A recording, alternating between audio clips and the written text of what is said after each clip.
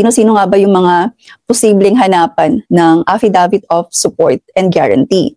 So first, kapag short stay travel, short stay po meaning like for example, tourist lang kayo or magvi-visit lang kayo. Yun po yung mga short stay travel.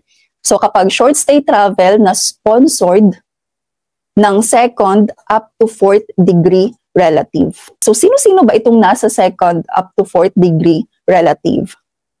Kapag kayo po ay sponsored ng kapatid, grandparents, yung mga lolo at lola natin, pinsan, tita or tito, and so on. Yung mga relatives po natin.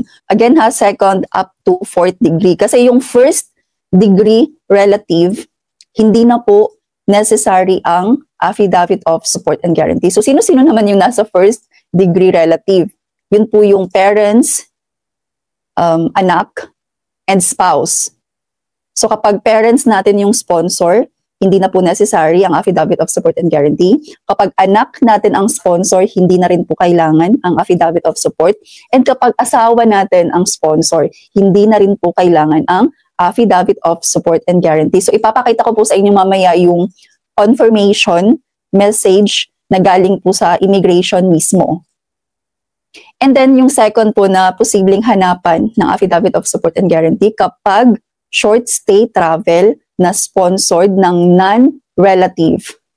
Non-relative meaning hindi natin kaano-ano. Like for example, boyfriend, girlfriend, fiancé, friends, or kung sino pa man yung mag-sponsor sa atin na hindi natin kadugo, hindi natin relative. And third, posible po tayong hahanapan ng affidavit of support kapag hindi sapat ang financial capacity or financial means ng isang traveler. So ano ba itong financial capacity? Ano ba itong financial means?